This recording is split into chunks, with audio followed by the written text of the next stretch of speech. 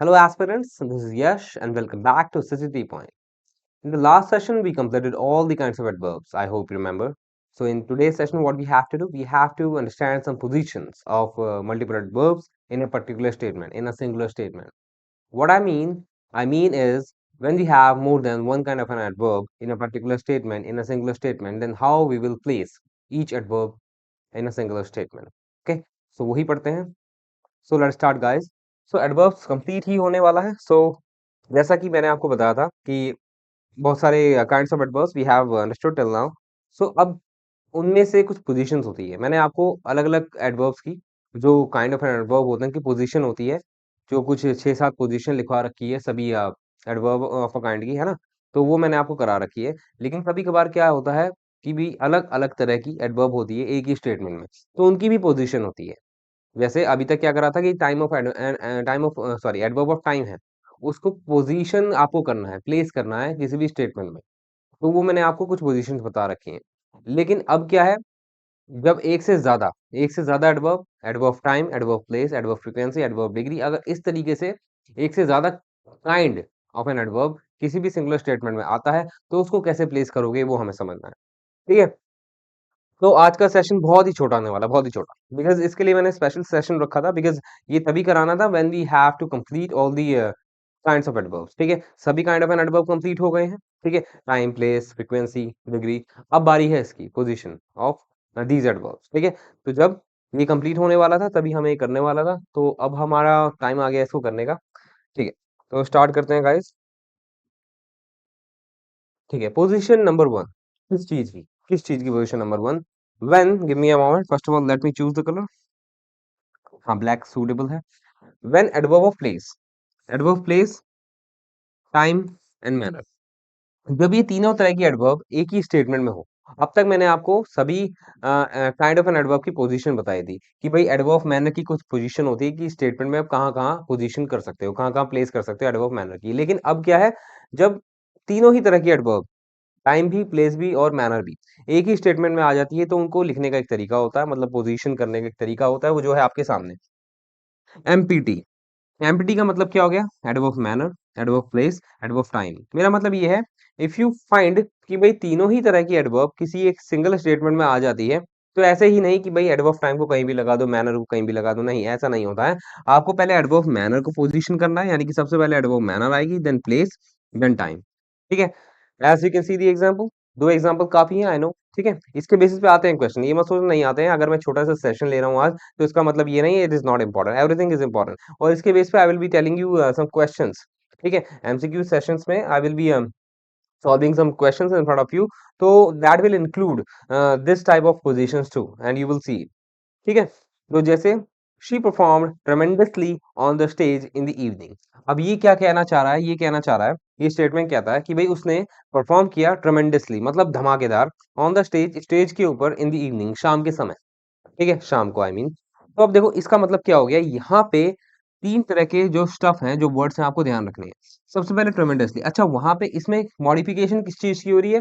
उसकी परफॉर्मेंस की. ठीक है, कोई लड़की है, उसने परफॉर्म किया है, तो अब जितने भी एडवर्ब आएगी उसकी परफॉर्मेंस के बेस पे ही उसको मॉडिफाई करेगी, है ना? तो यहाँ पे जो वर्ब है परफॉर्म्ड, इसके लिए सारी एडवर्ब आई है, ये भी और ये भी और ये भी. अब हम देखेंगे कैसे, है ना?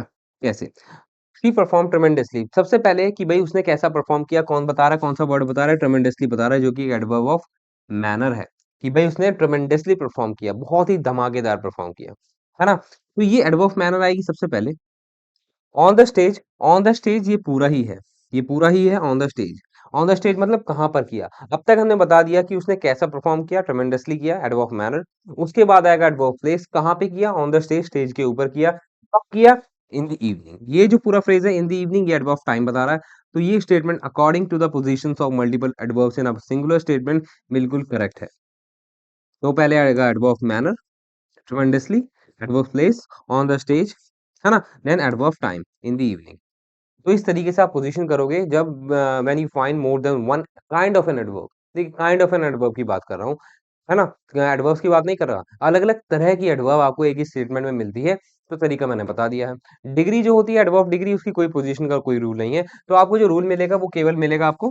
फ्रीक्वेंसी का भी एक होता है, एडवर्ब फ्रीक्वेंसी का भी ये होता है, वो भी दिखाऊंगा. तो एडवर्ब मैनर का प्लेस का और टाइम का। तो यही तो आपको जो है तीनों सॉरी तीनों तरह की आपको एडवर्ब मिलेगी एक ही स्टेटमेंट में, and you should know how to place them. एक और स्टेटमेंट देख लेते हैं। Peter reached station at 9 PM. जो पीटर है वो पहुंचा स्टेशन पे 9 बजे। अब यहाँ पे पहुंचने के लिए एक्शन, जो एक तरह का पहुंचना है, एक्शन है, उसको मॉडिफिकेशन मिलेगी एडवर्ब के द्वारा। तो रीच्ड पहुंचा, पहुंचा पहले बताओगे कहाँ पहुंचा, पीटी आपको ध्यान रखना है, एडवर्ब मैनर नहीं है उसे भूल जाओ। तो आपको फिर पीटी पे ध्यान रखना है। P T adverb place, then T adverb time. तो पहले आएगा प्लेस, कहाँ पहुंचा, स्टेशन पे पहुंचा। कब पहुंचा, कब पहुंचा, एट 9 पीएम। ठीक है, एट 9 पीएम, 9 बजे पहुंचा। तो एमपीटी ऐसे ध्यान रखोगे, पहले adverb of manner, then adverb of place, then adverb of time. तो इस तरीके से you will be encountering these kind of positions in a singular statement. ठीक है, आगे बढ़ते हैं। हाँ, ये वाला जो आपको रूल बताया था, previous rule, that is not applied with the verbs. ठीक है, मैंने आपको बताया ये जो जितनी भी एडवर्ब्स होती है वर्ब को मॉडिफाई करेगी, लेकिन ये वाली पोजीशन, ये जो हमने पहले पोजीशन पढ़ी थी, एमपीटी, ये उस केस में फॉलो नहीं होगी when you find a verb. कौन तरह की वर्ब हो, चार तरह की वर्ब है, ये वाला पोजीशन फॉलो नहीं करती है। If you find go, come, arrive, enter, यानी कि अगर ये चार वर्ब आपको मिलती है, तो एमपीटी वाली जो पोजीशन है उसे भूल जाओ। ठीक है, you will not follow that position. कोई भी रैंडम पोजीशन चलेगी लेकिन एमपीटी नहीं चलेगी। जैसे the teacher entered the class suddenly after the recess. अभी ये कह रहा है कि जो टीचर है, एंटर किया टीचर ने, कहाँ पे किया, क्लास में। ये एडवर्ब प्लेस हो गया, कहाँ पे किया। तो आपसे को ये पता लगता है कि पहले इसमें ये सही है। गिव मी अ मोमेंट, एक कफ जीना हराम कर देता है। चलिए अब आगे बढ़ते हैं। अब मैं क्या कह रहा था, adverb place, the teacher entered the class. अब इस केस में जो है क्लास क्या बता रहा है, प्लेस, है ना, प्लेस बता रहा है कि टीचर ने कहाँ एंटर किया। सबसे पहले ध्यान रखना है, गौर करना है कि यहाँ पे एडवर्ब ऑफ प्लेस पहले है, यानी कि पी। उसके बाद सडनली, सडनली कैसे करा, तो ये हो गया एडवर्ब ऑफ मैनर। तो अब आया एम, एडवर्ब ऑफ मैनर।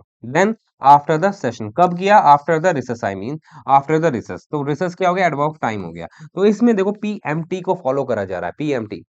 ठीक है, और मैंने अभी आपको बताया था कि अगर ये तीनों ही तरह की काइंड ऑफ एन एडवर्ब आपको एक ही स्टेटमेंट में मिलती है तो आपको एमपीटी को फॉलो करना है। लेकिन why we are not following this rule in this statement, why, because we have some verbs in a statement. अगर यानी कि अगर स्टेटमेंट में गो, कम, अराइव, एंटर्ड हो, ठीक है, जैसे यहाँ पे एंटर्ड है, ठीक है, तो आप एमपीटी को फॉलो नहीं करोगे, रैंडम कोई भी फॉलो कर लो, एमपीटी को फॉलो नहीं करोगे। So that is why this sentence is correct.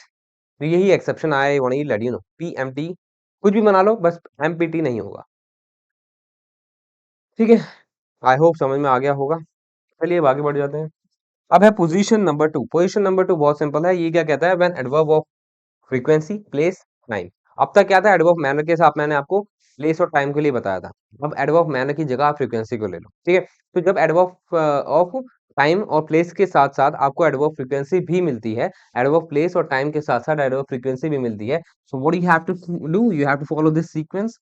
पहले प्लेस आएगा, एडवर्ब प्लेस, देन फ्रीक्वेंसी आएगी, adverb frequency, then adverb time आएगा, पीएफटी। ऐसे ध्यान रखना। जैसे रॉनी हैज सung in front of audience always in the winter season. अब ये कहना क्या चाहता है, ये कहना चाहता है कि रॉनी ने गाया है, गाया है, कहाँ गाया है, ऑडियंस के सामने गाया है, हमेशा विंटर सीजन में। ठीक है, तो अब ये बिल्कुल करेक्ट है। क्यों करेक्ट है, क्योंकि ये पीएफटी को फॉलो कर रहा है। पीएफटी क्या कहता है कि भाई अगर आपको एडवर्ब प्लेस, फ्रीक्वेंसी और टाइम मिलता है एक स्टेटमेंट में, तो पहले एडवर्ब प्लेस आएगा, तो इन फ्रंट ऑफ एडवर्ब प्लेस हो गया। ठीक है, कि उसने गाया है, गाया है कहाँ, ऑडियंस के सामने गाया है। ठीक है, तो ये हो गया इन फ्रंट ऑफ, एक तरह का फ्रेज जो बता रहा है एडवर्ब, जो काम कर रहा है एडवर्ब प्लेस का। देन फ्रीक्वेंसी, कब कब गाया, ऑलवेज, हमेशा गाया है, तो ये हो गया एडवर्ब फ्रीक्वेंसी। उसके बाद कब गाया है, इन द विंटर सीजन, कि केवल सर्दियों में, केवल सर्दियों में गाया है, तो ये हो गया एडवर्ब टाइम। तो पीएफटी फॉलो करोगे when you have adverb frequency together with adverb place and adverb time. ठीक है, तो एमपीटी और पीएफटी ध्यान रखना है। और इसके अलावा कोई भी ऐसी पोजीशन नहीं है of multiple kinds of adverb in a singular statement जो आपके काम आएगी एग्जाम में। ठीक है, तो दो ही तरह की पोजीशन ध्यान रखनी है। वैसे भी ये बहुत रेयरली पूछेगा, पीएफटी वाला बहुत रेयरली पूछता है। ठीक है, मैंने शायद आज तक एक भी क्वेश्चन नहीं देखा जिसमें पोजीशन पूछी जा रही पीएफटी की। फिर भी देख लेना, मैंने लिख दिया है तो।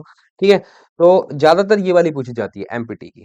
ठीक है, एमपीटी यानी कि एमपीटी वाली position, when you have adverb manner, adverb place, adverb time in a singular statement, तो इस बेस पे आपको क्वेश्चन आएंगे इसकी पोजीशन के बेस पे। और पीएफटी भी कर ही लेना साथ साथ, क्योंकि अब करवा दिया है सेशन में, तो करने में क्या जा रहा है, if you are getting good knowledge, extra knowledge, है ना। तो with this session, thank you, है ना। with this session positions of multiple adverbs have been completed and हाँ, कंप्लीट हो गया है। आई थिंक नेक्स्ट सेशन और लगेगा जिसमें मैं एडवर्ब द कराऊंगा, एडवर्ब देयर कराऊंगा, ठीक है। And after that some MCQs of adverbs would be there and उसके बाद कंप्लीट हो जाएगा एडवर्ब। आई नो कि एडवर्ब में थोड़ा ज्यादा सेशंस लग गए हैं but it is important because adverb is important, है ना। वैसे सभी इंपॉर्टेंट है लेकिन एडवर्ब क्या है, थोड़ा लेंदी भी है ना, लेंदी भी है। तो ठीक है, तो आज के सेशन में इतना ही छोटा सेशन था बिकॉज़ पोजीशन ही करनी थी और इसी के लिए मैंने स्पेशल सेशन रखा था पोजीशन ऑफ एडवर्ब्स कराने के लिए, डिफरेंट काइंड्स ऑफ एडवर्ब्स। तो आज के लिए इतना ही, अब हम मिलेंगे नेक्स्ट सेशन में with some other stuff in adverbs only. Until then be take care and be careful. Bye bye and sayonara.